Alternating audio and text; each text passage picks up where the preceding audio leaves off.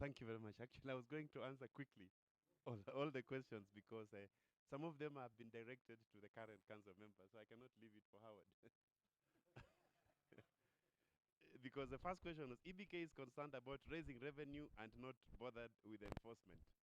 I think that question is directed because of the way the country has been structured. We need to go back to history and realize that, and I talked about this, our greatest enemy, you know my contribution, our greatest enemy has been ourselves. There was a time in this country when enforcement of construction, of development was everywhere under the city engineers department or the town engineers department. There was clamor because those leaders didn't care about us. The planners managed to get the act in place, and led by Nairobi, there was a planner called Kuria Wagadhoni. He managed to say, sorry, the enforcement and the control of development control should be under the planners.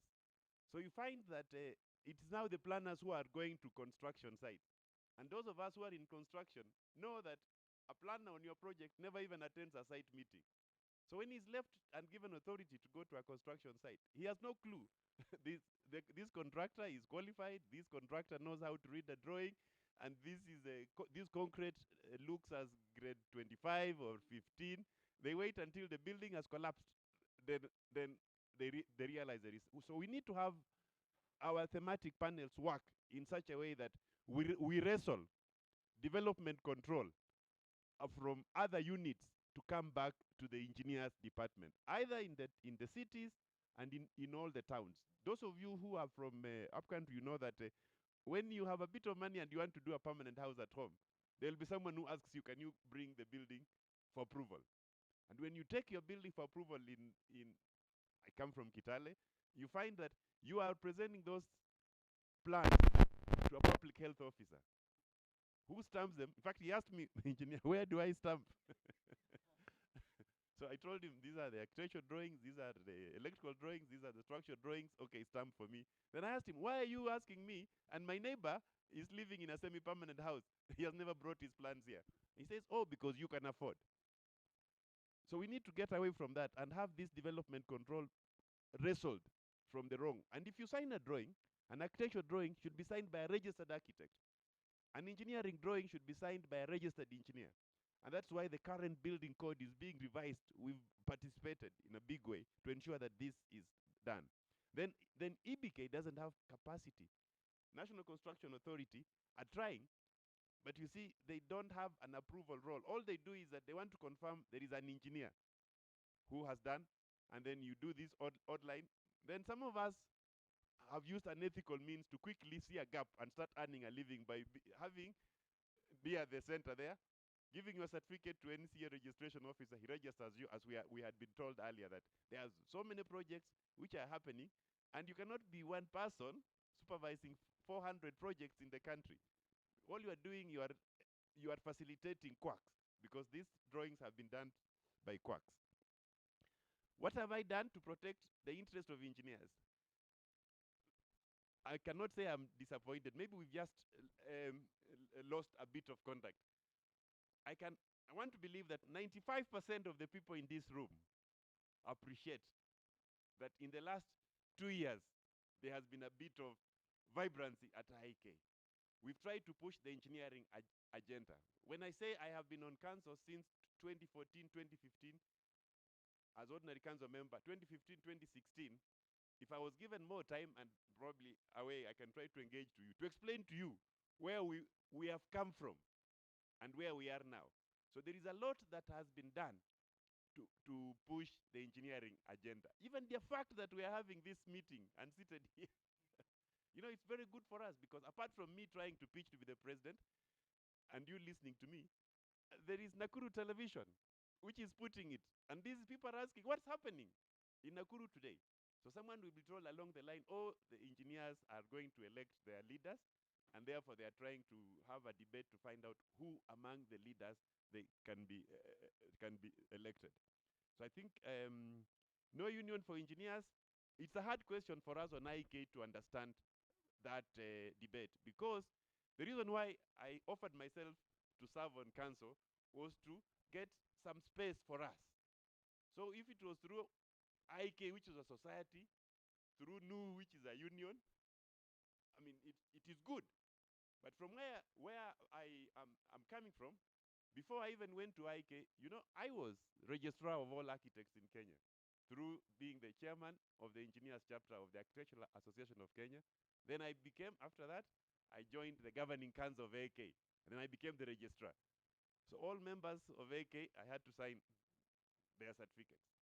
So we have all avenues for representation. The engineers chapter of IEK, there are people there. Association of Consulting Engineers, there are people there. NU, they are pushing our agenda. We all meet the good of the engineer. So I don't think there is any problem. But the challenge has been, we have been seen as if we are fighting each other. You understand? When you fight, you don't pull together. You know, when you want to go far, you have to move together. So we need to realize that IEK is already a registered society. IBK is our regulator. And if you want to move forward, you cannot start by every post. Unfortunately, from NU has been, IEK hasn't done this. NU has never come and said, can you help us with this court case? I personally invited Oluga when we had the Royal Academy of Engineering doing a research. You saw they came? I sent him there to talk to them. He never came back to us and said, this is what we agreed to them and this is what they agreed to us. So this thing of dividing and rule, we should move away from it. Let us unite and move forward the engineers' agenda. Thank you.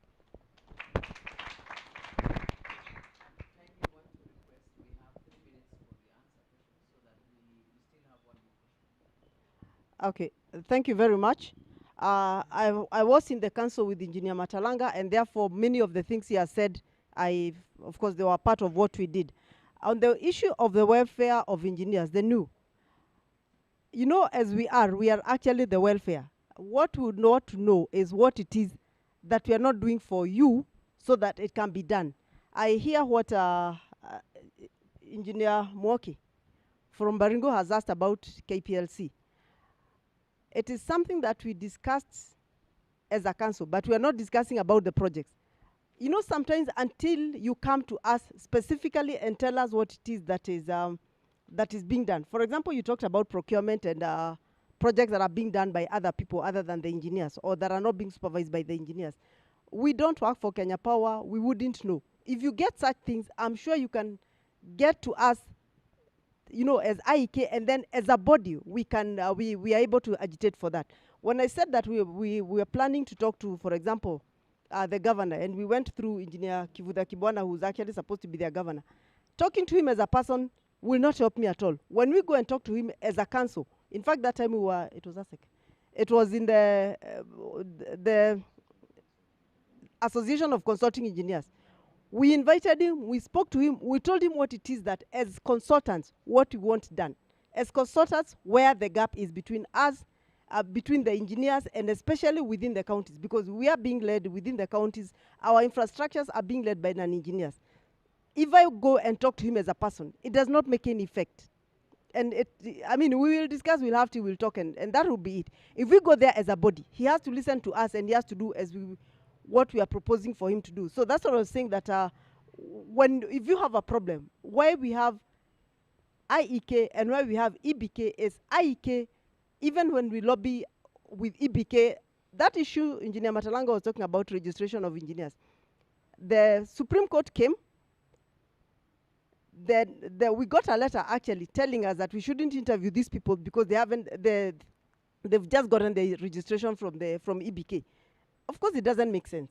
We went back to them and we had a discussion with them, and we interviewed the people who had actually requested to be interviewed and had actually made the statutory training, and they passed. And the issue they're having right now is with EBK to have their certificates from EBK, because we have already certified them as corporate members. That is part of the discussion that we are going to have tomorrow. Unfortunately, I'll not be there. I'll be attending a funeral for one of our engineers who passed away. May he rest in peace. So, but that is the whatever that we are going to have. So as IEK, we agitate for engineers. We actually have engineers at our heart. We just need to know what it is that you want to tell us. There was something else small that about the registration and regulation of players. Sorry, just one small thing. We have as IEK, as you said, we are actually looking at the welfare of engineers. Maybe with time we can get into projects and everything else. Right now, it's not in our mandate. We have the National Construction National Construction Authority, and it is the one that is supposed to be looking at the projects. We are supposed to be, as engineers, you're supposed to be, no project is supposed to be registered with NCA unless it is being registered with an engineer and an architect and a QS, but an engineer is a registered engineer. I just want to appeal to engineers, anybody who's listening to me, please do not accept supervision of a job that you're not going to supervise. Most of the projects that have been collapsing is because we have somebody who's actually taken up, accepted to be a supervisor of a project that they know nothing about. When they collapse, you go to site. What we are being told, when you call the person to ask them, they said they don't know about that. Somebody in this country is supervising 450 something projects, starting from Mombasa to Kwale to Kisumu to Narok. It's not humanly possible. So even as engineers, we need to be responsible. Somebody yesterday asked me what we are doing about those engineers who've been registered by NCA. As I said, if you're a rogue engineer, it is to our interest as the rest of the engineers to make sure that you are disciplined as you're supposed to be disciplined. Thank you. In the interest of time, I'll only respond to the last question of Kenya National Union of Engineers. And just make this clarification that whereas Institution of Engineers of Kenya is an institution that should take care of the welfare of engineers, the mandate of IEK is much, much wider. And Kenya National Union of Engineers mandate is narrow as defined by the labor laws. In other words, it's limited only to labor relations and labor issues. When this issue came up on one of the social forums, I made my thoughts known to the proponents of Kenya National Union of Engineers. And my thoughts were that, well, it is okay to have another unit within engineering that deals only with the matters of labor relations. However, the challenge of that outfit, the biggest challenge, which I think I had given these thoughts and somebody else also supported me on them, is that for you to successfully run a labor institution, you need something that is called a common bond. Common bond is like, if you want a successful SACCO, it is more successful if I am congregating employees of Kenya Power, because by the fact that they're employed by one employer, it gives them a common bond. If I wanted to make deductions to finance the SACCO or to repay the loans are less risky, and picking of the money is easier because I only need a letter and recognition from the employer, and the employer will be picking the money for me, and it's easy for me to lend my members at a lower interest rate.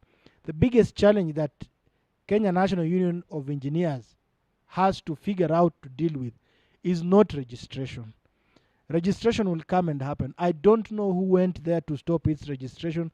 If somebody did that, that is evil and misguided. But if it's just a normal bureaucratic issues that are happening, the proponents should also be strong enough and know that things don't have to run smoothly all through. If it means going through the court, just go to that court, pursue the cause. If you have no money, just say you need michango and people will contribute. You push the case through the court. If the court tells you that you have no locus standi, in this case, you come back and figure out something else. If you succeed in court, come back, register the institution. But even as you overcome all those challenges, ask yourself, will we overcome the challenge of common bond? How are we going to collect membership subscriptions from a self-employed guy, another one employed by another firm there, others are 5 of them in one firm, he even moves from that farm to some other farm. It becomes very murky and very difficult. So these are my thoughts about Kenya National Union of Engineers. However noble the idea is, and the fact that they can handle a very important aspect of engineering, which is labor relations, matters of salaries, minimum wages, job groups that you need to get in if you're in government. But there is a challenge that has to be overcome, and people need to sit on the table and think dynamically how they can navigate that challenge. Thank you. We had one more question from the panel. And then I don't know whether we have any more. We just wanted now to conclude, please, because of the interest of time. Some of us are as far as Nairobi, and Garissa, if we remember. So let's give the chance. Thank you for this opportunity. I just want to be direct. I am. My questions are two.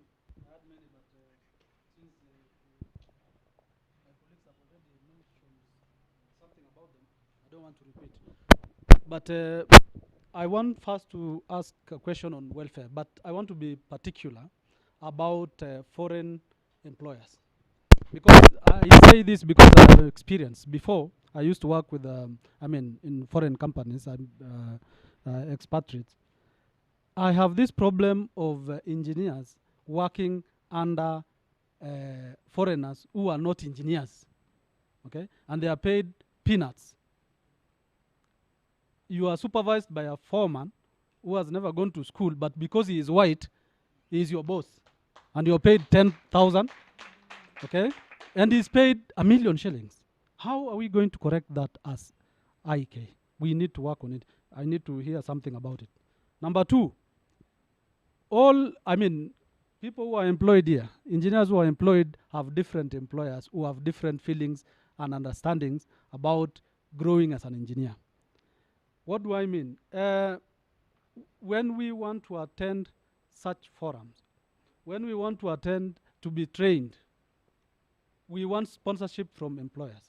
But all our employers do not have equal or the same understanding of what engineering is. So we have problems with some of these members even getting CPD points because the employers cannot sponsor them or cannot allow them to be trained, cannot sponsor their trainings. What is IEK going to do to help these engineers to get these opportunities? Thank you.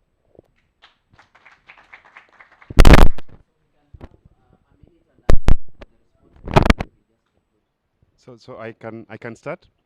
The issue of the foreign employers, I think it is one of the easiest to sort out. Mainly we talk about the private sector. If you look at what I have shared with you as my action points, I've said very clearly that I will lobby national, county government and private sector to create jobs for engineers. And the easiest thing to remove this frustration is to lobby. There was a question asked about the minimum job groups for engineers. Is to lobby government, the Public Service Commission, to ensure that the starting entry point for an engineer is able to give our graduate a reasonable salary to live on as a graduate, just like other professional bodies. And this is very simple because we have among our members, and you saw yesterday, the chief guest didn't come, but Engineer Mongera, who is a former PS, we will take your hand and walk with you to the chairman of the Public Service Commission. If you prod him, I cannot run away from it. He will be able to ensure that once our people who are working in the public sector are properly remunerated, this mistreatment in industrial area will not be there, because what will interest you to leave your public service position to go and work with him? He has to pay you and treat you better than the public sector. So that will immediately translate into better treatment at that level.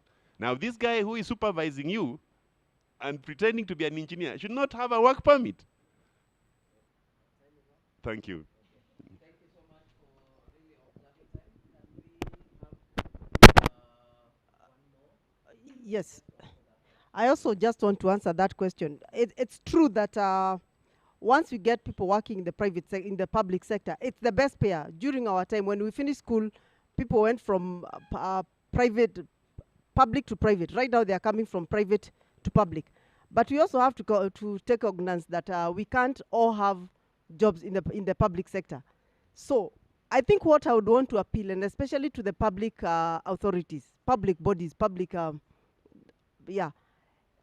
please, our procurement, that procurement is the one that should actually take care of the engineer. I have had issues with some procurement where it is actually tailored for that other person, not anybody around here, not anybody within our country. So it is very important that during the procurement of our projects, that is taken care of. Because if that is not taken care of, and a company has been taken before you get the job, the personnel is actually approved. By the time that personnel or that person is being approved by the procurement by the procurement entity, they should actually meet the minimum.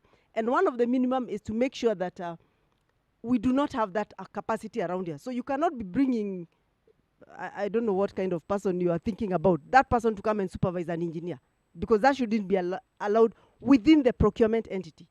So that is actually something that we need to really look at. Sponsorship by employers. Sorry. I think one of the things that we have tried to do is to look for, sponsorship from others. Once we get sponsorship from others, then we are able to bring down our functions, sub facilities down, so that the cost is actually not so high. Sorry about the time.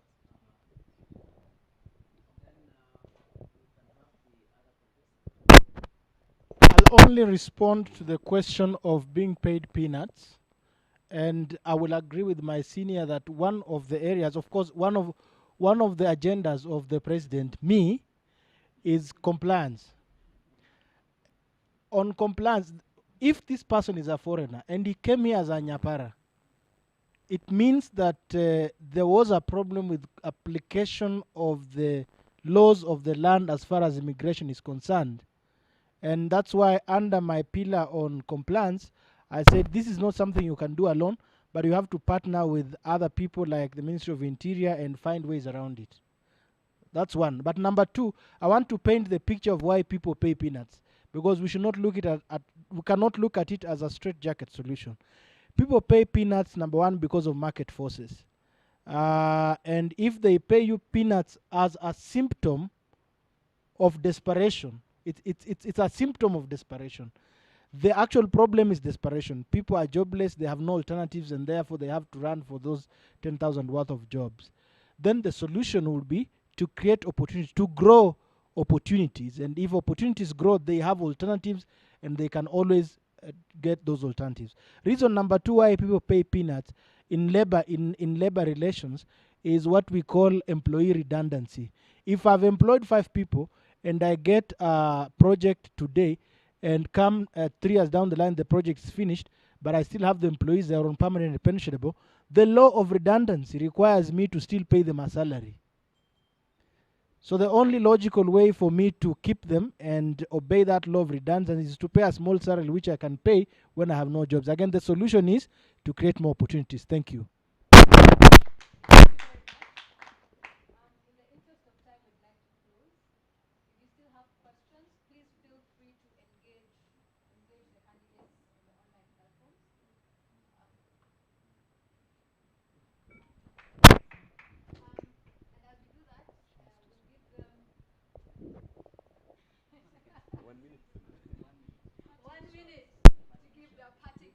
Yes, I will want to obey my 1 minute by looking here.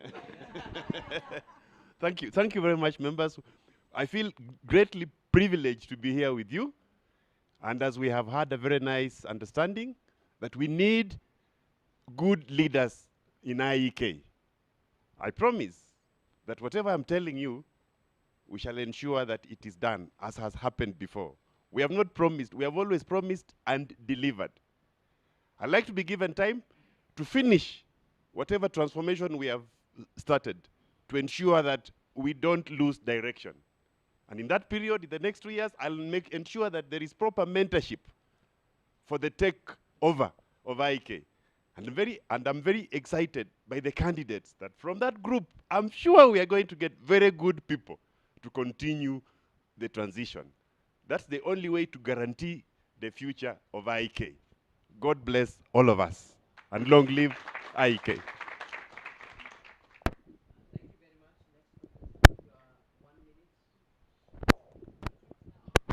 Okay. Now, thank you very much. First of all, I'm very excited that you've organized for this.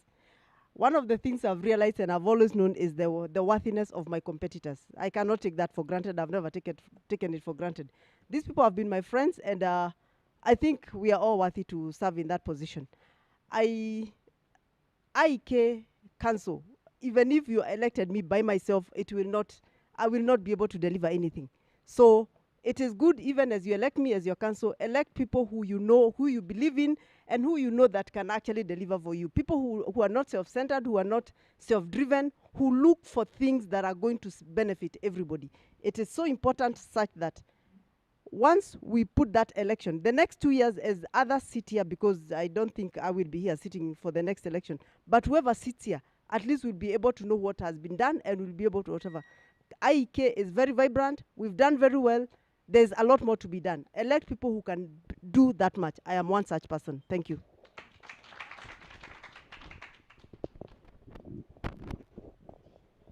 It's my time, Luke. My honest opinion is that this year the candidates we have for presidential elections are really, really good candidates. And it is a